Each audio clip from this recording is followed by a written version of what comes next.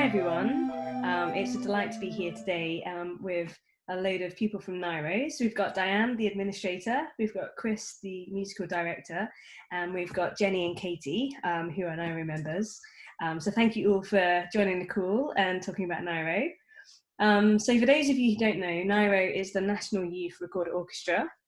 And so over to you, Diane. How did you get involved with NYRO and sort of how did that begin? Well, it all started for me because I knew Colin Touchin, who was the previous musical director. And in 2005, he approached me, hadn't heard from him for ages, and he just asked me if I would be on the subcommittee. At the time, it was part of the Society of Recorder Players. And I said yes, but I said if I was going to be on the committee, I wanted to do something useful.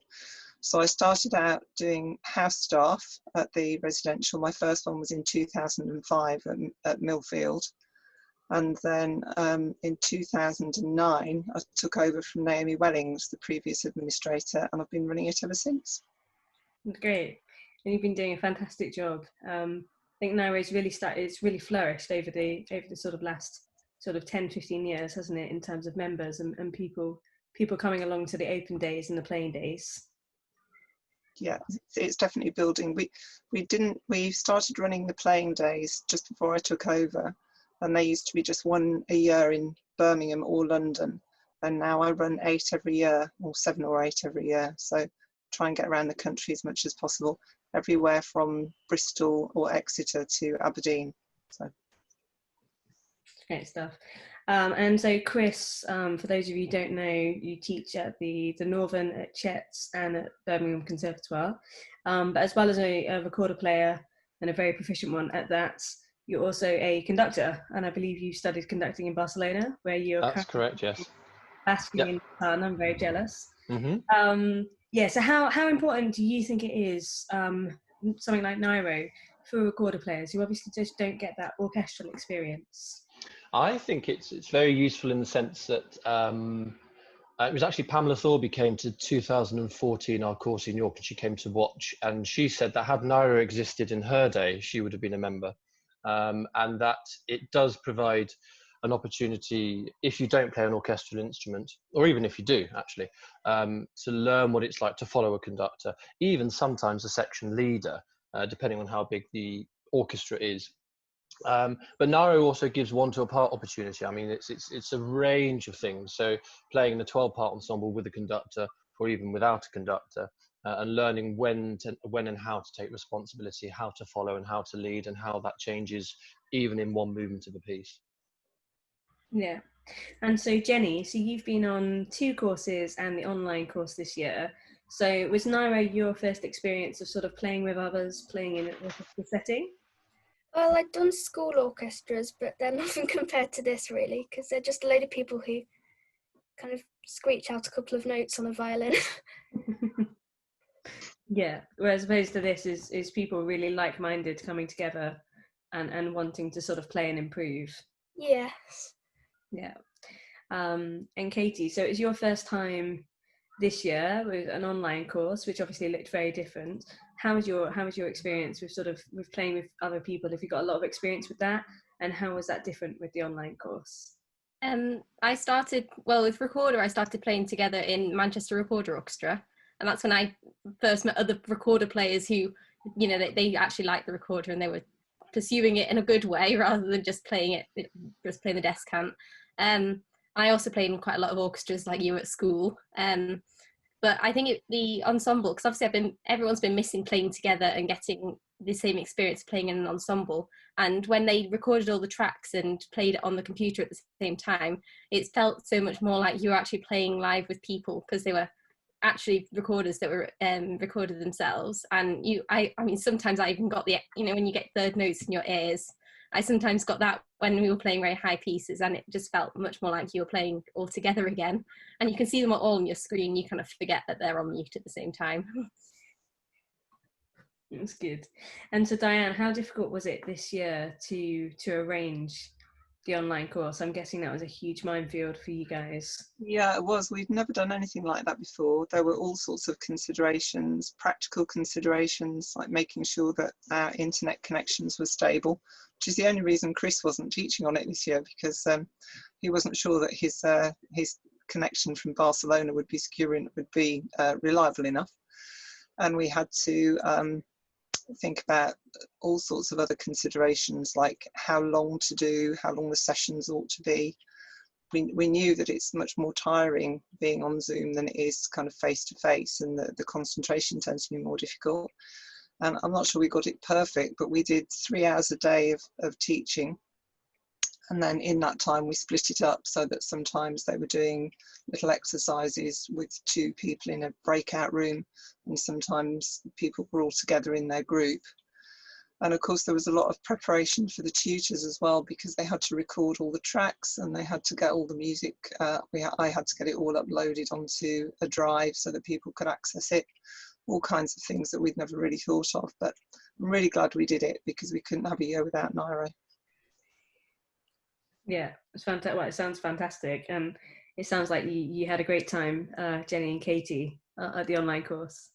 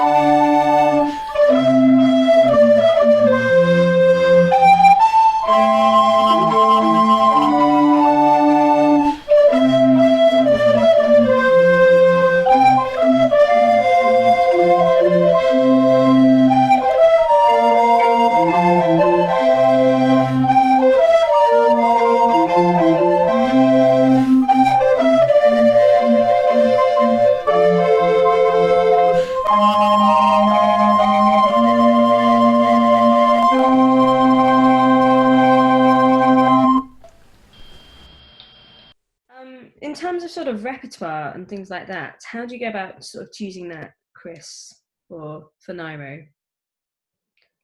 Well, in a sort of a standard year when we're actually physically together, there's usually 3 conductors. The past few years, it's been myself, Michelle Holloway, and Joris van Goethen.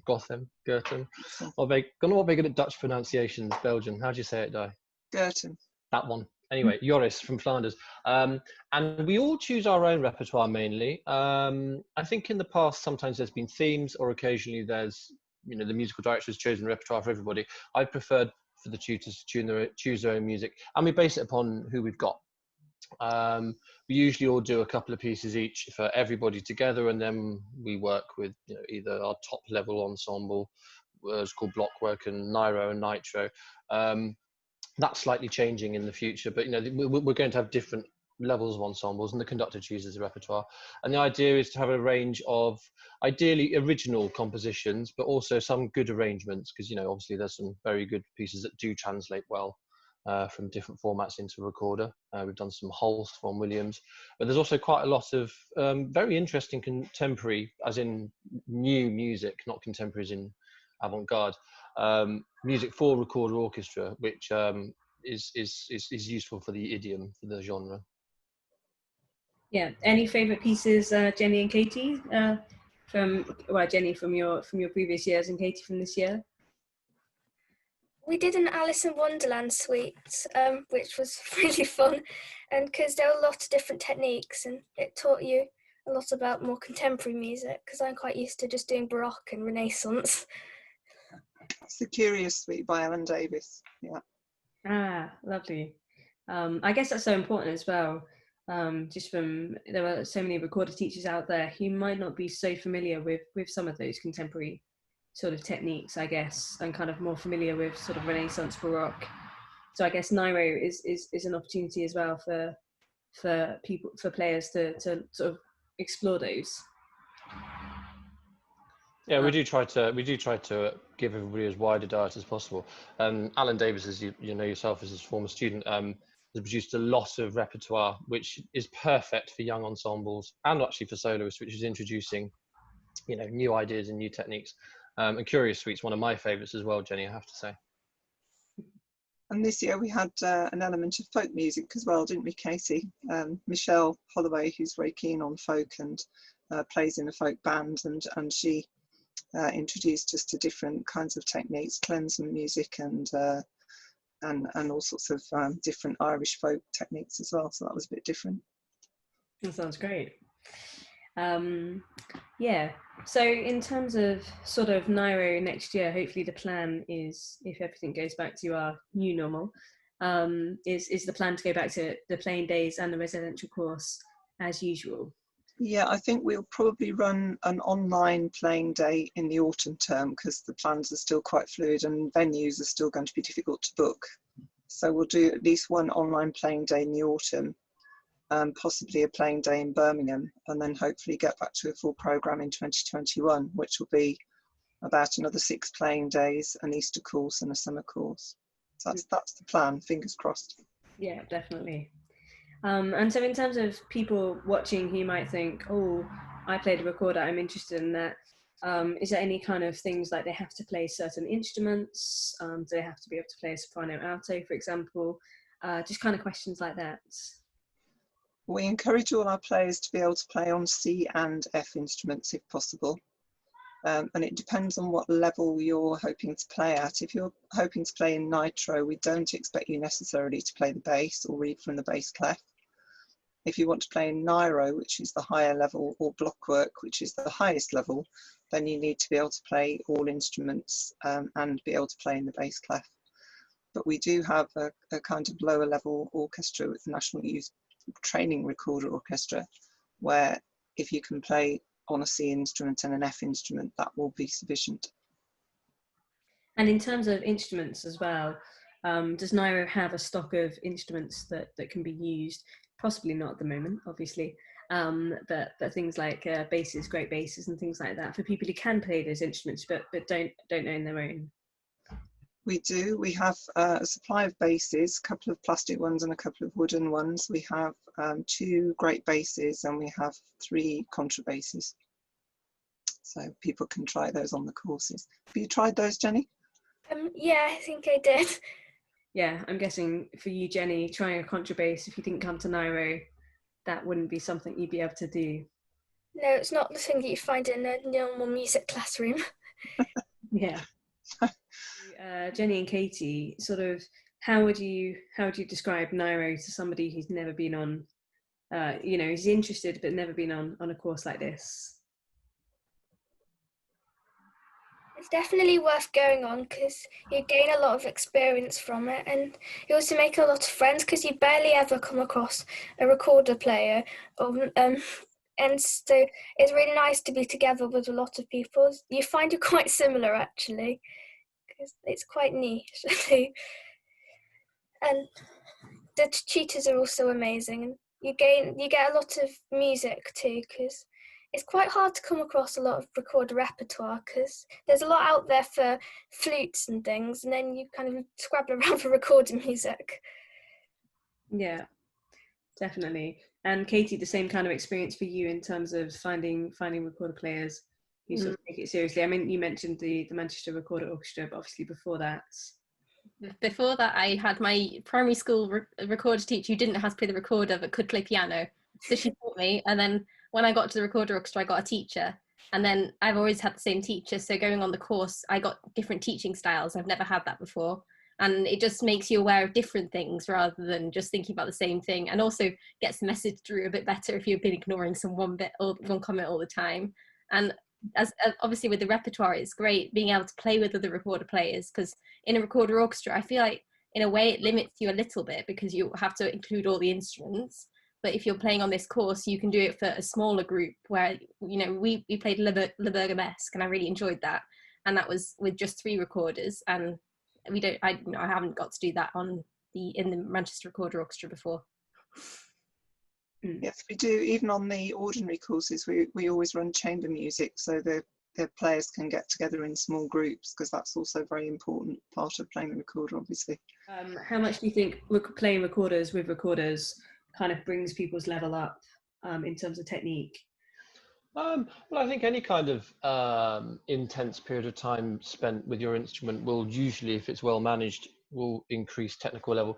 As I say, big recorder orchestras, okay, the things you learn from that are orchestral discipline, watching a focal point of a conductor, which is a useful thing to do. In the smaller ensembles, certainly last year there was more, I would say, one-to-a-part playing than there was actually full group playing. There again, it's like playing, well, in a 12-part ensemble, it's an odd number, a strange number, in the sense that it can get away without a conductor, but depending on the music, it might need a conductor, but yet you've got your own part. You know, the Royal Wind music is an example of that, in a different way. And then if you think about sort of trios and quartets, again, you're learning sort of autonomy, but again, with chamber music, always how to listen, but to whom to listen. And when, like I say, to take the lead, and so on and so forth. And from an actual recorder technique perspective, I mean, actually in the mornings, we certainly have run technique classes which are focused on specific things. I've always taken a more generalist approach. So Michelle and Joris will do recorder technique, I'll do a Dalcro session, or I threatened to do a Tai Chi session this year, but sadly I wasn't there. But something a bit more broader, sort of the whole person. So I think in that sense, as a course, you know, you get very specific focus on things like bend your thumb, or double tonguing, or circular breathing. I've done classes on that before, or just general musicianship through movements, or, you know. So I think as a whole global experience, I think it's extremely valuable. Yeah. And so I have been on some of the courses with the other music shop, sort of selling instruments in the past, which I haven't done for a few years, which I've missed. So that's been a shame. But something I really did notice is that, you know, that people do come back, members do come back year on year, and really seem to enjoy it and get so much value from the courses. Yes, it's more like a family, really. And I've had, you know, all my house staff over the last 9 years have been previous members who've come back to help. And 2 of our trustees now are former players as well. So it is like a family. You kind of never grow out of it. There's always something you can do for NYRO if you've fallen off the top. And would you say, Chris, is NYRO quite a good thing to go if you're considering maybe recorder at university, a conservatoire? Is NYRO kind of a nice? I mean, some of them do come through NYRO, don't they? In terms of a lot have. I think actually, without naming a whole list of names, if I think since I've been involved in NYRO in 2007, I think, you know, the recorder world's a small world. I know who goes to all the colleges. I would say the majority of English students who have trained at any of the London colleges or Birmingham in the last 10 years, I would say the majority have come through NYRO at some point. And certainly some graduates from, say, the college and the academy have said, well, I wouldn't have got here had it not been for my first experience at NYRO. It goes back a little bit to what Jenny says. Some people are very lucky to study at Chetham's or the Purcell School or the academy, and be in an environment like that. The vast majority aren't. I mean, I grew up in a situation in Surrey where I was the only recorder player. So, wasn't until I got to a county music service thing that discovered that there were other recorder players. So I think in that sense, what NYRO has done is really important, is it reaches out to the people that live in Cornwall or in Aberdeen who are on their own, and it provides that one opportunity, or two if they come to East. There's 2 opportunities a year to actually be that person, and that can often be the spark. So I think, as far as I'm concerned, NYRO works hand in hand with the conservatoire departments. You know, we need each other. We're a not-for-profit organisation, and we try to keep the prices as low as we possibly can. Obviously, the venues that we book, which are usually nice venues like Uppingham School, Rugby School, we have to charge a certain amount to be able to cover our costs. But if people are struggling to be able to afford the fees, there are places that you can apply. Like, for instance, the Society of Recorder Players have the Walter Bergman Fund that you can apply to. And sometimes we've had players who've applied locally to arts organisations. So it's always worth having a look out for funding if the fees are a little bit more than you can afford. And so Katie, you're of university age. Are you doing recorder at university? Is it involved in your studies in any way, sort of extracurricular, or? I am a medic student, and in St Andrews there's no recorder players. I found 2 professors who can play recorder, so I organised a rock concert and I got them in there, and we played a Shikart, you know, with 4 recorders. I found a saxophone player who also liked recorder, so that worked quite nicely. But there's really very little recorder there. But obviously I've been making recorder stuff to do. So I'm currently organising an ensemble there to hopefully encourage the children around the area to try recorder, because I think bagpipes is something they try already, and I feel like recorder is a different thing they should try as well. So I'm hoping to encourage that. That's fantastic, and the parents might appreciate it more as well. And Jenny, how about you? Obviously you're a bit younger, so recorder, do you think it's something you kind of want to continue on playing? Sort of any sort of ambitions that you've got coming up with the recorder?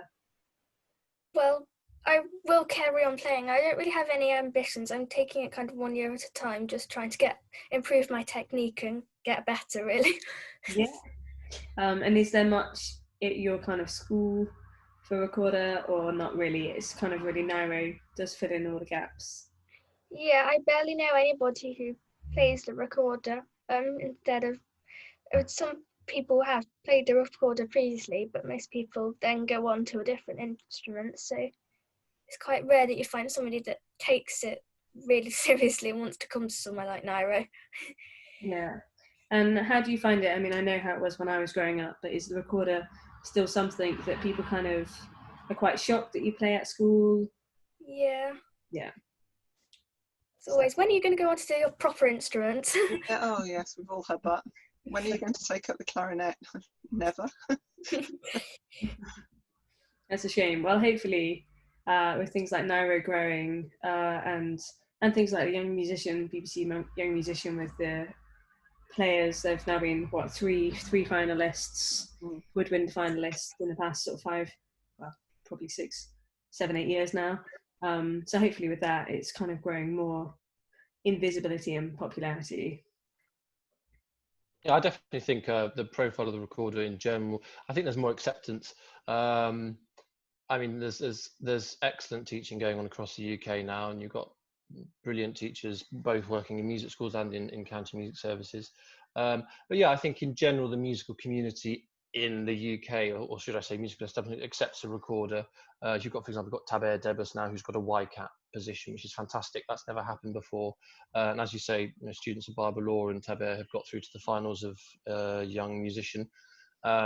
Again, when I did Young Musician in 2000, there was a recorder player called Samantha Kirby who got to the woodwind final, as it was. But I just think the attitude, even in 2000, was, well, no, recorder. But keep on pushing. Standards keep on going up, and I think that's the main thing. And when people are, are you a recorder player, and why are you a recorder player, and sort of that kind of a ghast look, I kind of just ignore it. Really, it's water off a duck's back. Really, it's not really something to worry about particularly. Best thing is to take it out and play it and show them how good you are. Definitely. So Diane, you've got a raffle coming up, I hear about, so that's really exciting. Can you tell us about that? Yes, it's to raise money for NYRO, for funds, because money is always a problem, and particularly in the current situation, it's difficult to find people who've got grant money to spare for us.